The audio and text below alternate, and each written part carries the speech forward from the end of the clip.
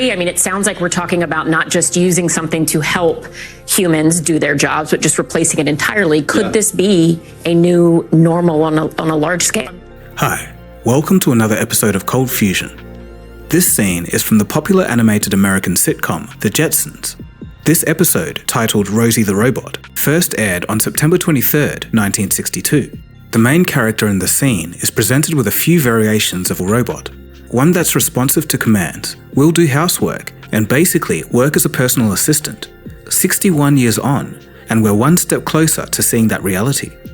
This week, a tech startup called Figure launched a humanoid robot called Figure 01. You can have conversations with it thanks to their integration with OpenAI. Now, at this point you might be thinking, we've already seen robots like this over the years, whether it's from Boston Dynamics or Tesla. How is this any different? Well, first, let's take a look at the demo of the robot before we get into the weeds. Keep in mind that this demo, as claimed by the company, is unaltered and in real time. But for the purposes of brevity, I've shortened some parts. Alright, so let's watch. Great, can I have something to eat? Sure thing.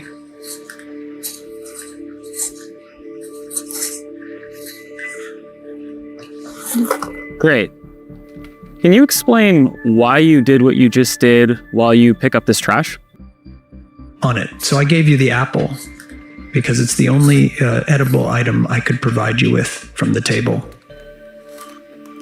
So, based on the scene right now, where do you think the dishes in front of you go next? The dishes on the table, like that plate and cup, are likely to go into the drying rack next. Great. Can you put them there? Of course.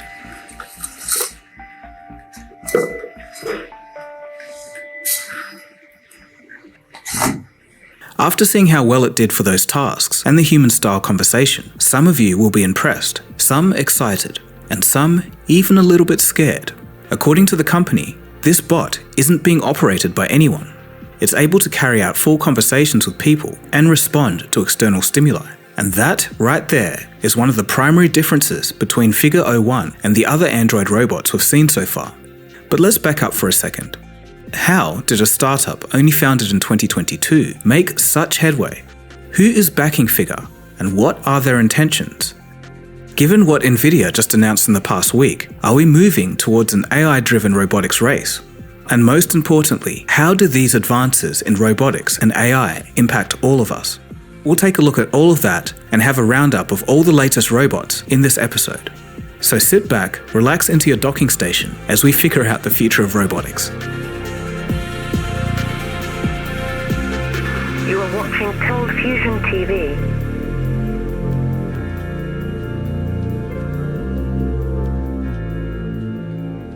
It all started in the wake of COVID. At this time, robotic sales began surging, hitting a record high in 2022 as the workforce retreated.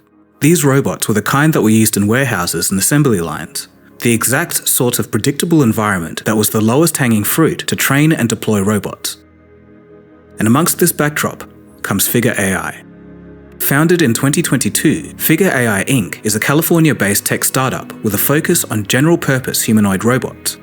Within just 1 year of its inception, the company raised $70 million. But now, they've recently raised a whopping $675 million and now have a valuation of $2.6 billion, officially a unicorn. And you know it's serious business when the likes of Microsoft, Nvidia, Jeff Bezos, Intel Capital, and many others have become investors.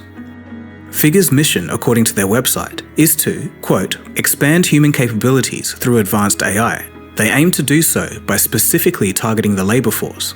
According to Figure, the labor force is shrinking. They mentioned that, quote, there are 10 million unfilled jobs in the United States. 7 million of those job openings are for essential roles such as warehouse, transportation, and retail. And there are only 6 million people available to fill these open positions, while key warehouse suppliers predict they will run out of people to hire by 2024. Quote, as we reach the upper limits of our production capability, humanoids will join the workforce with the ability to think, learn, and interact with their environment safely alongside us.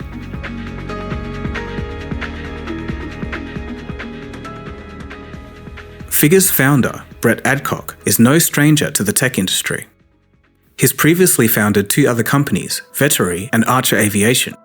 Vettery is an online talent marketplace, and in 2018, they were acquired for $100 million.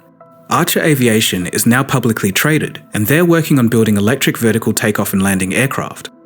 So, with his experience, Adcock has built a team of industry veterans, including professionals who've worked at Boston Dynamics, Google, DeepMind, and Tesla. Perhaps their biggest breakthrough has come in the form of their partnership with OpenAI. In a press release in February 2024, Figure announced their collaboration, and it will help, quote, accelerate Figure's commercial timeline by enhancing the capabilities of its robots to process and reason from natural language using OpenAI's research and large multimodal models. In simple terms, it allows for one to have full conversations with the robot, and I suspect will also make it better at computer vision. So ultimately, the idea is simple. Build autonomous humanoid robots to address the global labor shortage, and to do just that, Figure's first robot is here. Let's start by looking at how the robot actually works. First of all, every single action and behavior in the video was learned and not teleoperated. The robot is equipped with cameras and microphones, so when someone speaks and asks it to do something, the transcribed texts and images from the cameras are captured to a large multimodal model which is trained by OpenAI to understand both text and images. The model processes the full conversation, including previously shared images. It then decides which specifically learned closed-loop action to take by selecting and loading the relevant neural network configurations onto the GPU and then executing it. The mechanical action of Figure 01 is rapid at 200 Hz, which basically means that after it knows what to do, it sends back instructions at 200 times per second. That's 5 milliseconds of reaction time for all those micro adjustments. Humans are on the order of 250 milliseconds, and fun fact, a cat's reaction time is around 30 milliseconds. So essentially, they are using a combination of different neural networks to sort through audio and visual inputs, understand them, and then do the appropriate actions. It's actually kind of amazing. All right, so how do you think you did? I think I did pretty well. The apple found its new owner, the trash is gone, and the tableware is right where it belongs. Did you notice the speech hesitation there? It's the little human-like imperfections that allows us as viewers to break the illusion that it's an inanimate robot.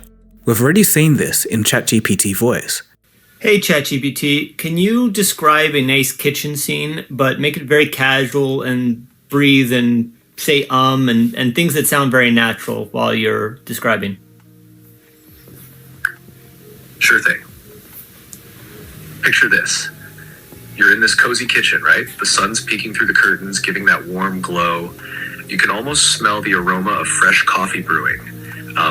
There's this gentle hum of the fridge in the background, kind of soothing, you know? And maybe there's a bit of chatter as someone's flipping pancakes on the stove. It's just this laid-back vibe, like time's taking a chill pill. To see it play out in a real robot was only the next frontier. As a side, in an episode I made back in late 2021, I talked about how it was only a matter of time before a company cracked the code of mixing dexterity, mobility, and natural language into a single robot. And 3 years later, I think we're getting close. But all that being said, as you can see, there's still some latency between talking and getting a response. And I think that's from OpenAI's side mainly. Although we don't know the intricate details of the integration, voiced instructions probably still have to go up to a server and come back. I've noticed the same delay issue when playing around with ChatGPT voice. So there's still some work to be done if these robots are going to be used in large-scale commercial applications. Imagine an emergency response robot just standing there for 10 seconds while someone's having a heart attack. Others are simply not impressed. Months ago, Figure showed a demo of the robot making coffee. Some people back then asked if the robots are also learning bad habits from the training data. The Figure robot is also not the best at walking, but we can't be too harsh, it's still an early stage product. As I always say, criticizing is easy, but building is hard. With also such an incredible amount of investment and very few demo videos to show, some have even drawn the comparison to a certain Trevor Milton. If you're a regular Cold Fusion viewer, you'll know what that's all about. But obviously, this is way too soon for that conversation.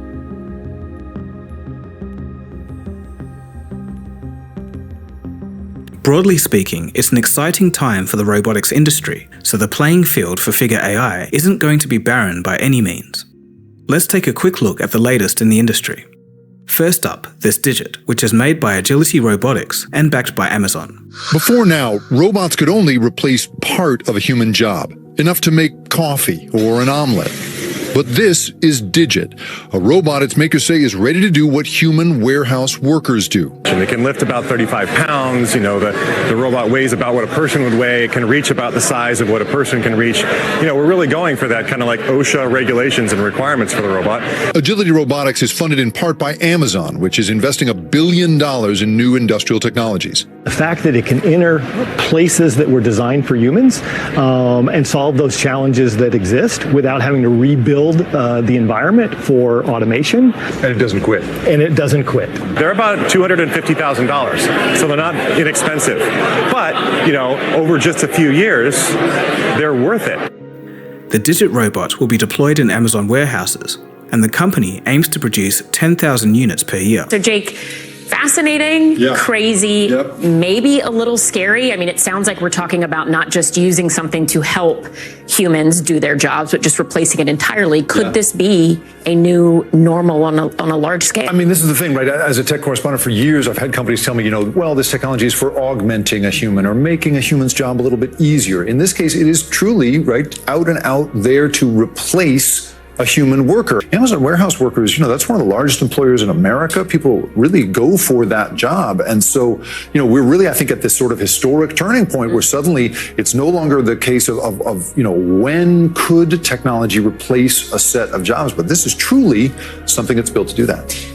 Next up, Apptronic is designed to move goods around a warehouse and can work for 22 hours per day. All you need to do is swap out the battery every few hours. Deliveries start in 2025. The company is also working with NASA on a robot called Valkyrie, and that aims to work in dangerous environments and perhaps even future spacewalks. Toyota and Hyundai are also currently working on robots of their own, but I'd say less seriously than the others. Compared to other robots as mentioned earlier, Figure 01's key difference is the ability to directly converse in natural language in order to get tasks done for you. It's not a new concept, as about a year ago on Cold Fusion, we covered a project from Google that did the same thing. At that time, we saw that the concept was still in its infancy and the robot was quite slow. Earlier this year, we saw Elon Musk sharing a video of Tesla's Optimus robot folding some clothing. At first glance, it was impressive, but the curtains came down later when Elon added that Optimus couldn't do it autonomously. But since then, there's been footage of the Tesla bot carrying boxes, watering plants, walking, crouching, handling delicate objects such as eggs, and performing other domestic activities. Interestingly, these abilities come from the knowledge and benefits from Tesla's self-driving efforts, which is pretty cool. But again, as far as we know, it lacks that natural language aspect.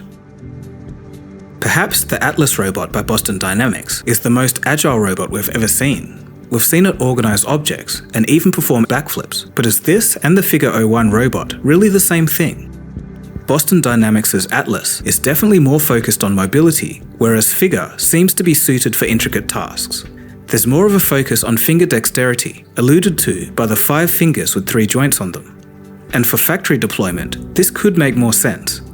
In a lot of cases, assembly line work is done by sitting down or being stationary at a specific location for long periods of time.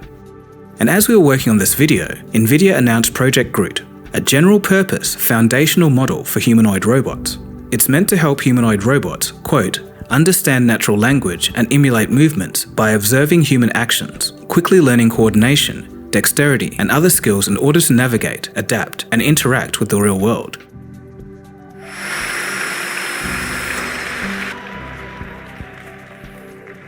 About the same size. The intersection of computer graphics, physics, artificial intelligence. It all came to bear at this moment. Well, I think we have some special guests. Do we?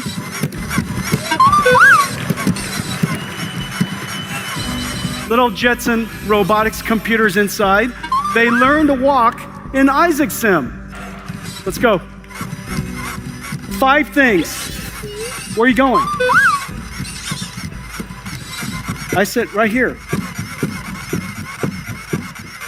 The system removes some of the legwork from training robots in the real world via simulation. The lessons and skills learned can be put into a knowledge base and transferred to other robots. Part, NVIDIA wants Groot machines to be able to understand human language, sense and navigate the world around themselves, and carry out arbitrary tasks. The training part of the stack starts with video, so the model can sort of intuitively understand physics. Then, accurately modeling the robots in virtual space in order to teach the model how to move around and interact with terrain, objects, or other robots. Jensen described this as a gym. Here, the model can learn basics far quicker than in the real world.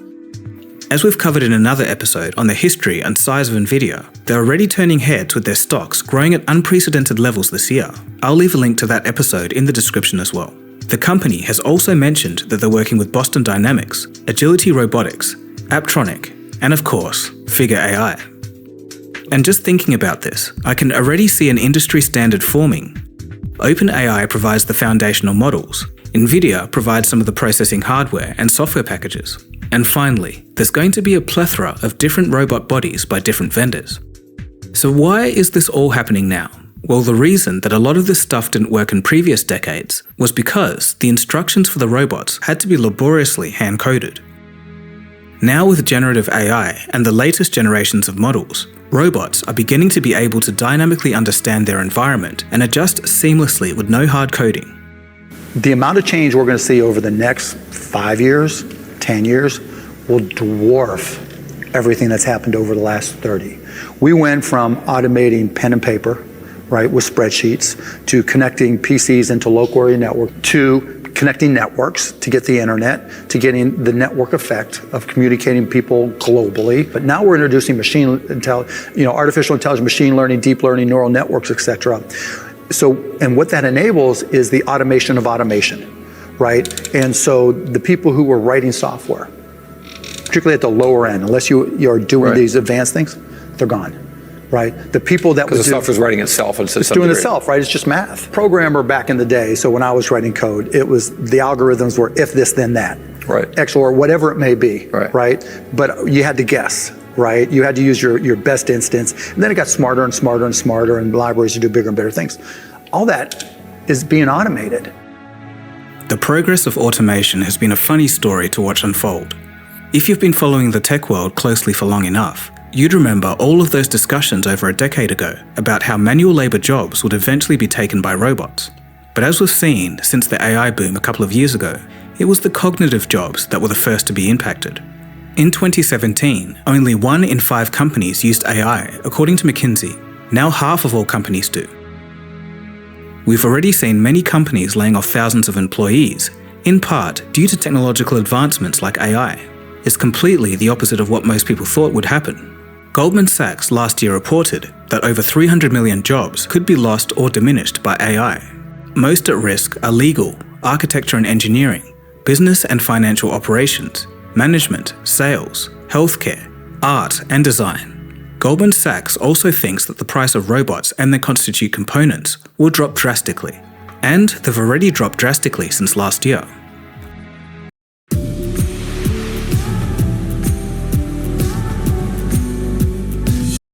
Unlike humans, robots don't need to take a break. They don't need to sleep, go on holidays, strike, and they don't complain. So as soon as these robots are feasible and cheap enough, companies will be chomping at the bit to install them. So what do we do about all of this? Well, it's your lucky day because I've already done an episode on life after automation. It's a huge topic and will just be way too long to get into in this episode.